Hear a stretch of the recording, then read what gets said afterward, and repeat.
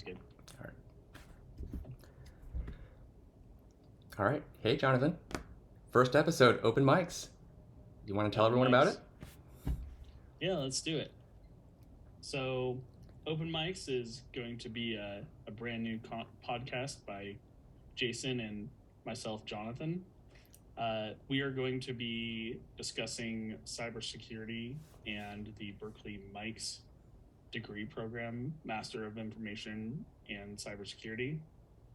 We'll be interviewing lots of people who are in the program, graduated the program, our instructors of the program, and of course, we're going to talk about ourselves, which is going to be this episode. We're going to talk about everything from a little bit about who people in the program are to how they got into cybersecurity and what sorts of things that they're passionate about. And it should be very interesting because we have a good diversity of people across the program. Yeah. So with that being said, Jason, why don't you tell us a little about yourself? Sure. For work, well, actually, maybe I'll start with cohort. Jonathan and I are in cohort 12, which I think is equivalent to spring 2022. I always seem to get that as a tongue twister. So we had the good fortune of being in the same cohort together. We had talked about doing a variety of things as cohort reps. One of the things that we wanted to do especially was this OpenMICS thing. So for me personally, while I spend a lot of time with school, outside of school for work, I spend a lot of time thinking about building cybersecurity products. Currently, I'm spending a lot of time building passwordless security product, but have had really kind of a diverse career set. Sort of looking back across the 13 years, it's been a little bit of a wandering journey for me. Was a developer right out of college and then spent a good number of years in consulting.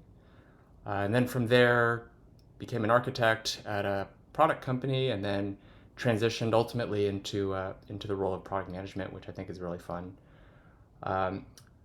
Being in product management, one of the motivations for joining the program was really understanding cybersecurity as a whole, getting to meet with people such as yourself, as well as just learning all the nuances of the domain, which I think is super important when it comes to creating cybersecurity products. Products, in my opinion, that are quite complex and have a very bad consequence if you get the design or something similar wrong. That's a little bit about me. Semester 2, enjoying everything so far. Jonathan, what about yourself? Well, I've had a little bit of a different rise into cybersecurity than you. I've been in Colorado my whole life, and Colorado's job market is a little different from the Bay Area. And I also didn't start in a traditional computer science type background. I actually have a political science degree. I guess it was a double major of political science and sociology. They overlapped very nicely. Yeah. And with that, I was able to get a job working for the Arapahoe County Elections Division. Arapahoe County is part of the suburbs of the Denver metro area. And I started working there in 2016 and quickly found that I really enjoy doing that kind of work.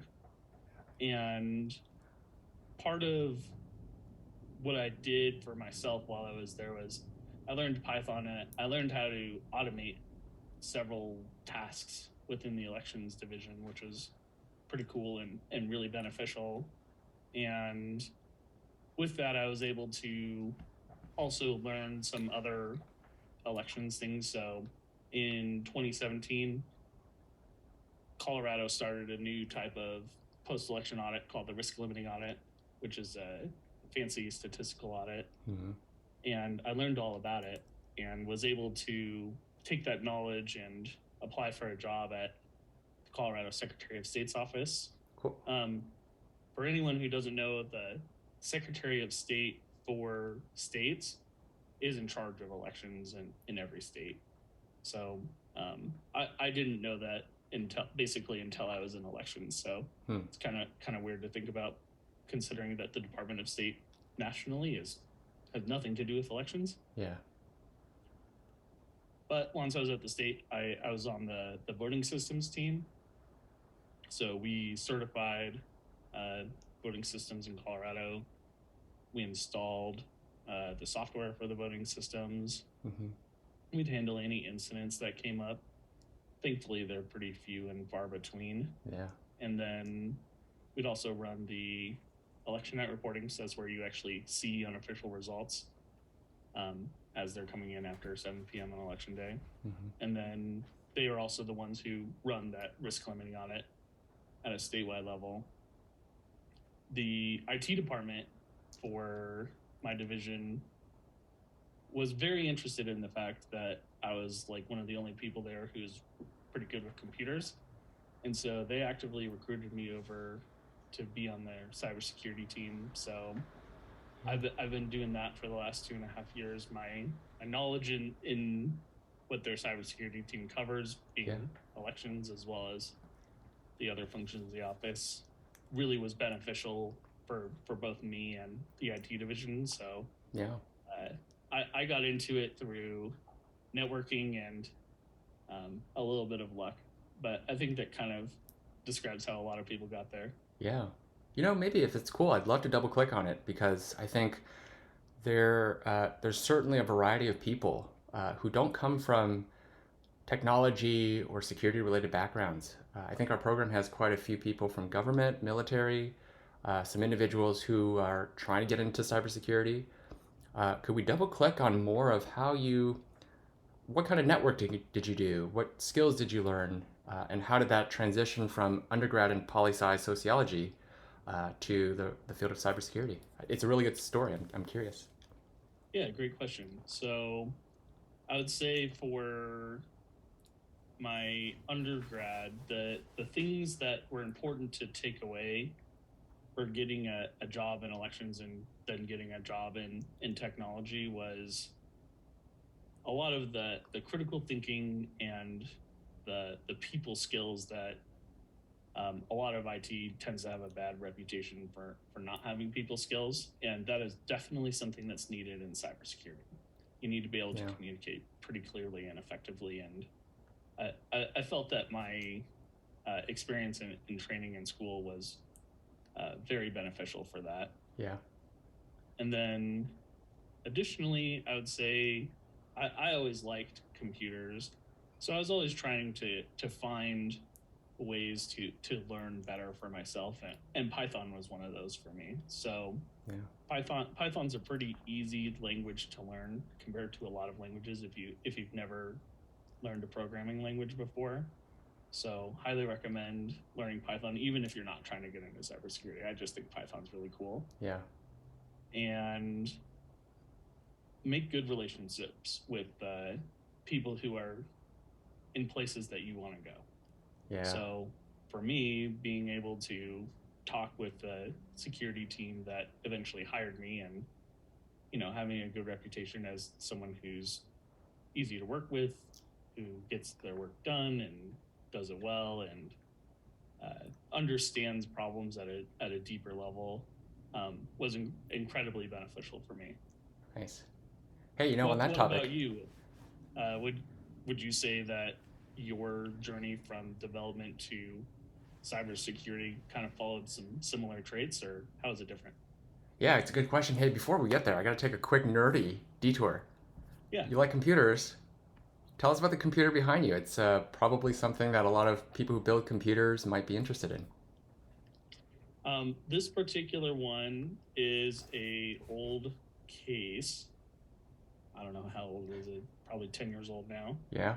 And just some sort of scrap components as I've developed my gaming computer, which sits in my basement. Yeah. So this one runs Linux, and I installed some software to be able to, use it for my 3D printer and that sort of stuff. So it looks way cooler than it is. It's a bunch of, scrapped together components in a gaming case. Yeah. But it's pretty cool. And it makes for a cool Zoom background, which is very important.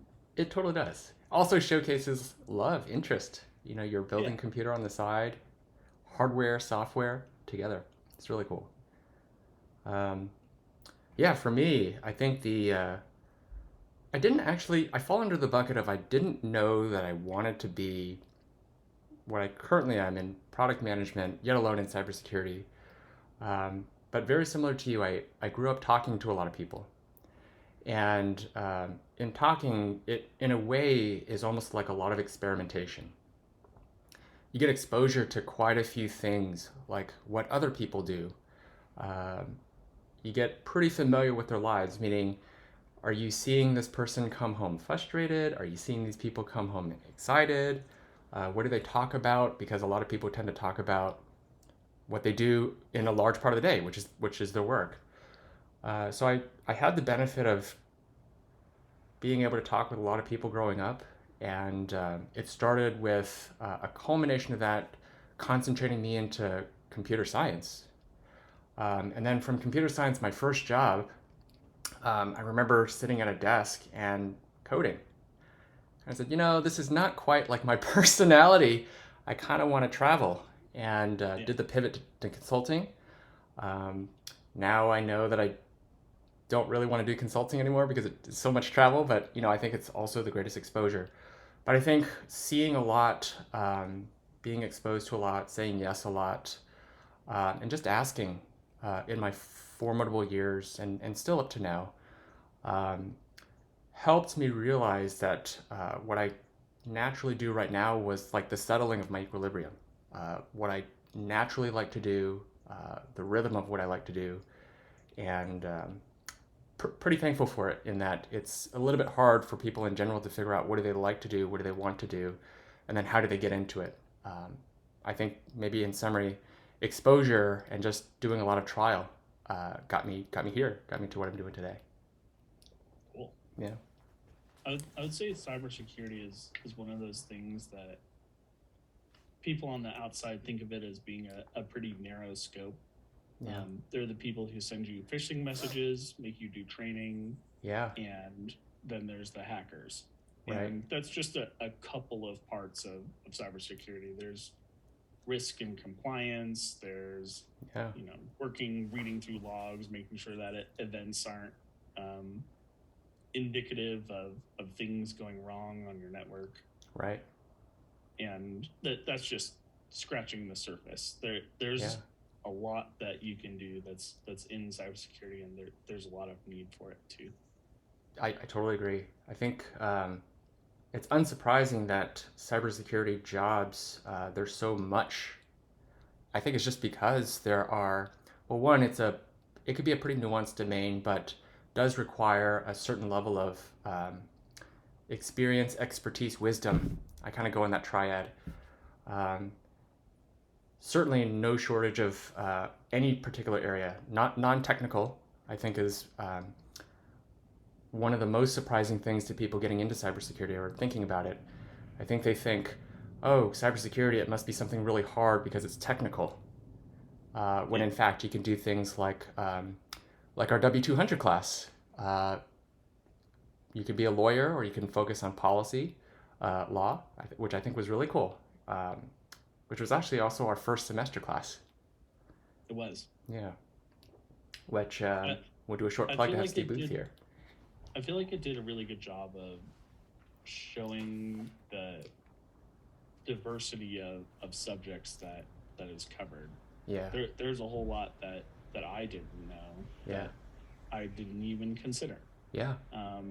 Just sort of learning that in the U.S. the FTC is effectively the primary cyber regulator. Yeah. I mean, it makes sense when you hear how they justify it, but I would have never thought about that before I took that class. I was asked to do like a welcoming for the semester after us. And one of the questions someone asked was, what's your favorite class so far? Now, this was like we were still in the middle of like maybe 10th week. Yeah, Yeah. W200 was so enlightening. All the stories, all the tensions, um, Oh yeah. and no clear answer for particular problems. Like a lot of problems, there's no clear answer. Yeah. So yeah, totally. It shot up very fast to like a very enlightening class, personally for me. I And agree. I like that it's actually the first class in the semester because it's so enlightening. Like you don't quite expect that much enlightenment, but I think it's pretty cool. Yeah, it really gets you into the critical thinking mindset. Yeah. For me, it brought back my political science brain Yeah. from undergrad. Very much enjoyed that. It totally. Would you see yourself applying like in the future your poli sci background with now your cyber background together? Definitely. Yeah. I would say that to an extent, I get to do that in my current job. We every year the legislature meets, and every year there's a bunch of laws that are proposed. Mm-hmm. Some of which are good ideas, some of which are not so good ideas, and it's cool being able to have a input on why something is or is not a good idea in that way. Yeah. And I feel like that's a fairly rare thing, unless you are a cyber lawyer or something, Yeah. to be able to actually drill into a law that's requiring certain. It's usually a compliance standard or something. Totally. So some compliance standards might be a good idea in conception, but be incredibly expensive and tedious to do in practice. And knowing both sides of that, knowing the administration side of people saying, oh, this is a good idea on paper, Right. but also knowing the technical side of being, well, this is impossible to actually implement, but we could do this instead, sort of thing, is pretty Right. cool. You know, before I ask how class is going, it's kind of hard to believe we're like, what's week 10? Week 9? Yeah, we're cruising. Would you tell us, for the future listener out there, what you do on a daily basis and how someone could train up and get into a role like yours? So my team is a fairly small team. So I get to do a pretty big range of activities within cybersecurity. Yeah. So some of that is doing software security. So I tune into the development meetings for the voter registration database and act as a security resource for any time that they need it. Or if I see them, doing something that might lead to a weakness, take care of it before it actually becomes, production code. Yeah. I'd say probably most of what I do is managing the SIM. Someone who doesn't know what a SIM is, it's software that handles all of the logs. You send all of your logs to the SIM, and then the SIM allows you to correlate those logs and track events and set alerts for suspicious activity, that sort of stuff. Yeah. And that for me is kind of the biggest project, because there's always work to do on it. There's 10 good ideas that come out every day across the industry of things you can do if you're sim. Yeah. And if you can implement like one a month, then you're doing really good. Yeah. So there's always cool stuff to do, and you're always learning on that. Yeah. I am also the person who sends the phishing emails to my office. So I enjoy doing that, but I know that my office does not enjoy receiving them. Totally. But I have tried to make it like a little bit less of a punitive measure and more of a like reward thing. So the people who report it first definitely get called out as being like really good. Yeah. And so it's a little bit of a competition between the divisions of who's the most successful at reporting messages and Right. who had the fewest clicks and that sort of stuff. So Yeah. try to make it a little more positive instead of just, you click the link and now you're in trouble. Yeah. And let's see, that's most of what I do. Nice. I would say for learning how to get into that, there's nothing. It's hard to go down a lot of these technologies because you'd have to pay $10,000 a year to be able to work in it. Yeah. There are some open source ones that you could install, and there are a few companies who will let you install their software for free if you're using it at a very limited rate, Yeah. or just for people who want to learn, because they're hoping that they'll then go to their manager who makes purchasing decisions and say, oh, I heard that product X is really good because I have it installed at home. Yeah. So look around, see what you can see, and try stuff out. Yeah. Is what I would say. I think that's great advice. I think that's in some ways to learn a craft, you kind of have to learn how to sharpen the knife, so to speak. Yeah, absolutely. And I certainly agree. There's a lot of free resources out there. Trial buttons, for example. Go to a product site, click a trial, play around with it. There's no harm. Yeah. And play around with everything. And I feel like people in cybersecurity, like those who are really, really technical, like a badge of honor is that special piece of information that they know through a particular tool or just in general that ultimately helps solve a problem. Totally. Which I think is where a lot of the learning experimentation pieces of just people getting into the industry, how they keep current, come into effect. Yeah. Yeah, I think that's pretty cool. So what about you? I know you do pretty different stuff than I do. How did you get into that? Product is a little bit unique. I never saw myself in product. And probably it's not necessarily one of the positions, certainly not like the top 5 or 10. If someone was to list out, like, okay, tell me what type of roles exist in cybersecurity, product management probably wouldn't be on the top 10. I got into product after having like a variety of different roles, which ironically, all these roles feed into in some way what a product manager does. But really, in short, it's someone who spends time thinking about a problem, talking with others to see if they have the same problem, and collaboratively building a solution to solve that problem. And someone who works in this process ends up working with a variety of teams. Product management is notorious for the team or persons who has to work with a lot of people but aren't really managing these people. And basically the equivalent is you got to work with design, but you're not like a manager of design, but you have to translate a problem, maybe even work through a problem with a designer, and then you move to like the next phase, development, and then from there, testing, from there, marketing, from there, sales, and then you have a release. So it's certainly a role that I never saw myself in, but I certainly love it for the creation aspect of it. And I think anyone who wants to get into the role, I think they just ask themselves, do they like creating?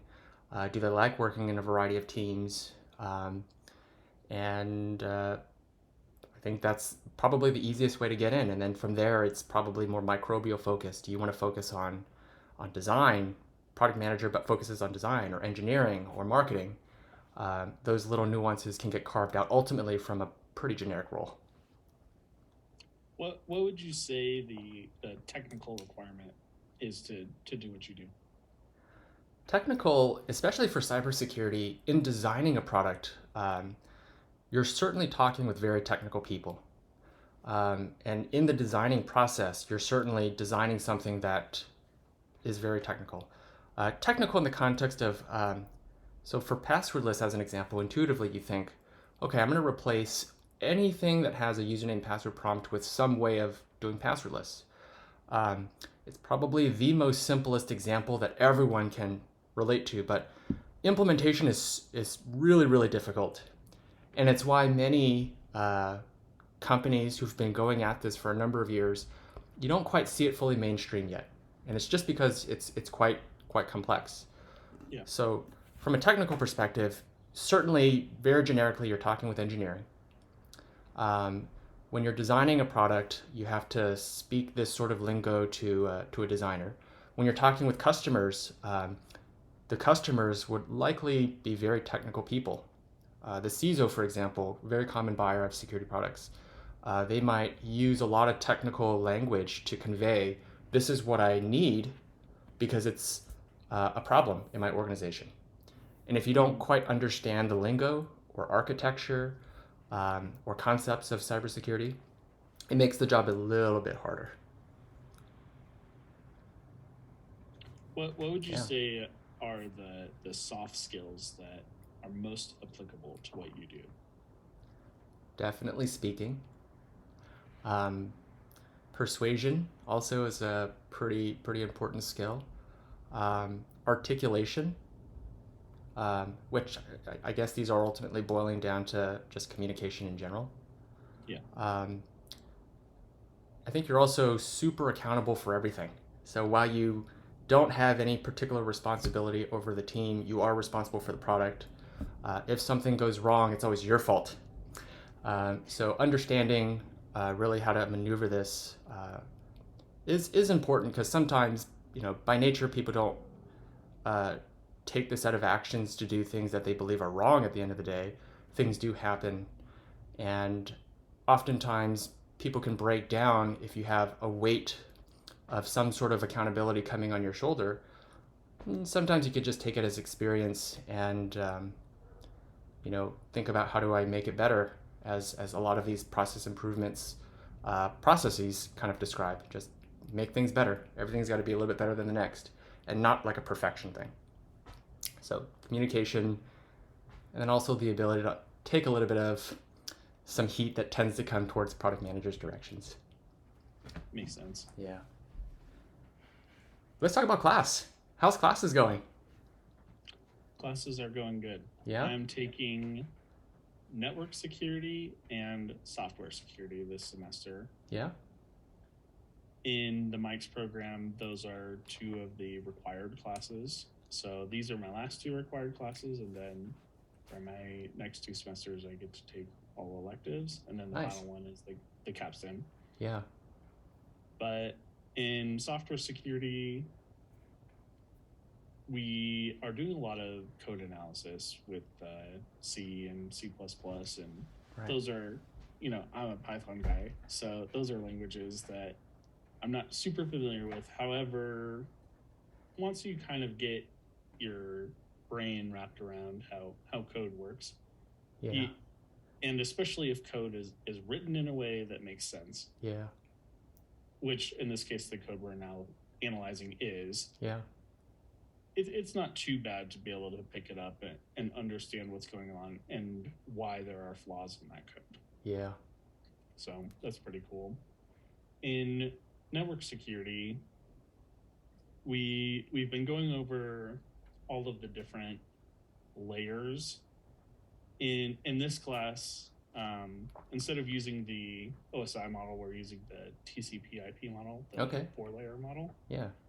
And I feel like for networking, those first 3 layers are what's important, right? Yeah. And the software side of it is that application layer stuff, Yeah, which is totally. expanded in the OSI model, but Yeah.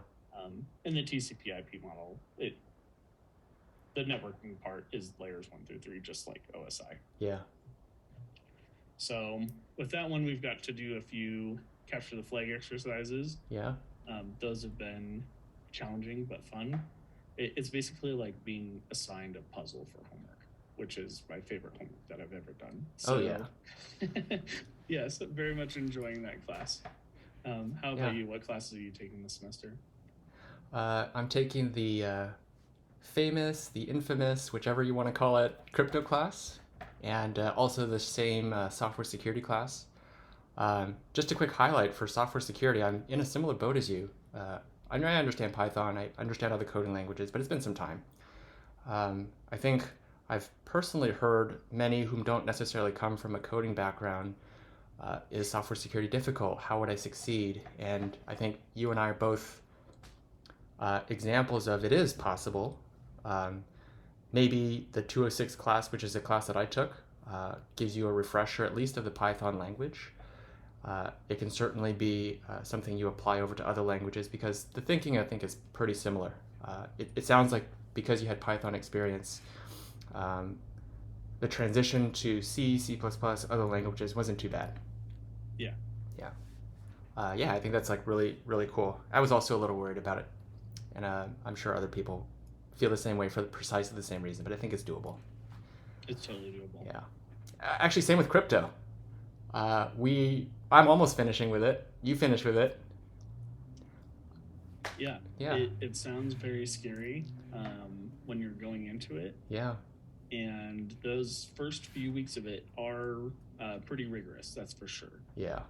But if you can wrap your head around modular math, then you can get cryptography just fine. Yeah. Modular arithmetic. Yes. I think really it's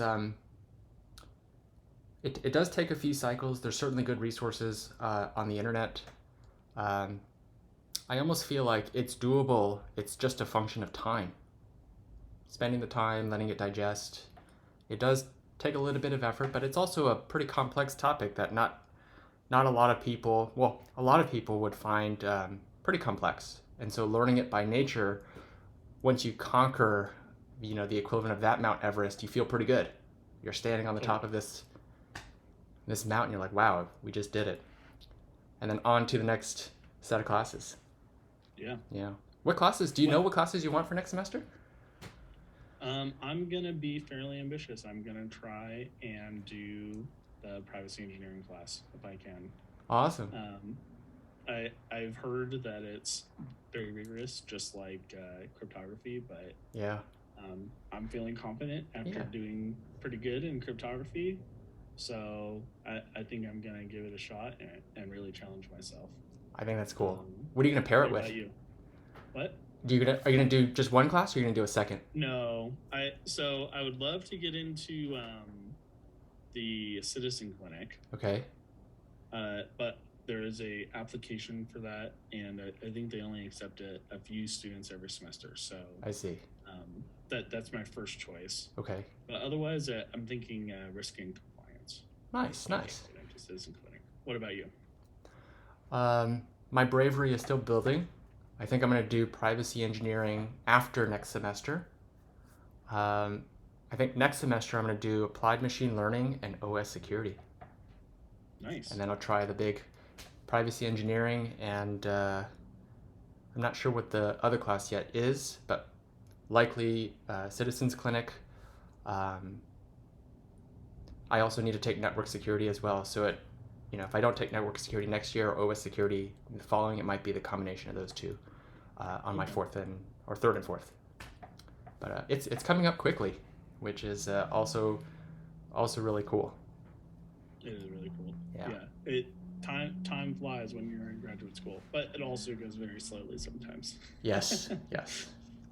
Hey, actually, tell us about the cyber auto thing you're doing. So this is a event that one of the instructors, Tiffany Rad, talked to us about. Yeah. About halfway through that first semester in Coffee House, where they invite several students to come participate in a penetration test of some pre-production vehicles. Nice. It's kind of designed for people who are wanting to get into the industry a bit. So they're going to teach us about CAN bus, which is the actual operating system of the back end of cars, yeah. And many other things. And then we're gonna work with Geardra, which is a tool to do a little bit of reverse engineering on executables. Yeah. And I have no experience with Geardra right yet, or do I have experience in Canvas? So it can't be too bad, but it'll be very fun. It's going to be a whole week in Detroit here at the end of July. We have to save another episode once you come back. Yes, totally. Yeah. Should we close down with a really cool topic of what you're most passionate about? Sure. So this is a like an IT thing that's just been on my mind for quite a while.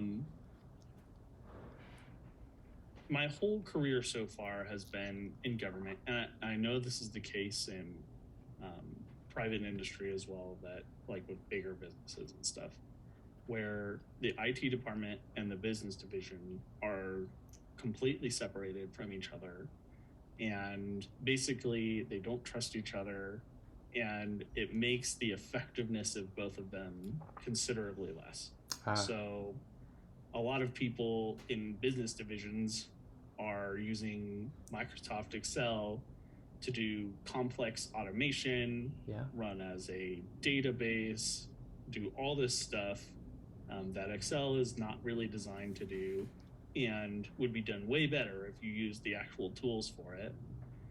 However, IT departments generally don't trust business divisions, and for good reason, to actually have access to development languages like Python, or set up a database, that sort of stuff. So I feel like for me, being empowered to actually use Python to automate stuff in my career was incredibly beneficial for both for me and for the people that I was able to automate stuff for. And anytime IT is asked to come in and help with this, more often than not, they don't really understand the problem as well as the person who does it every single day, right? And if that person was empowered to be able to improve their work, I feel like we could make so much progress and make government and business much more effective.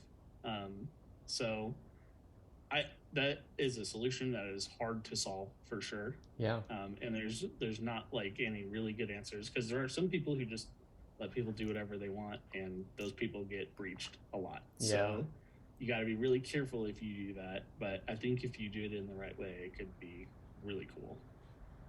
That kind of sounds like a lot of product management. Which is very similar to what I was going to say. The creation of, and I love to use this word, useful products.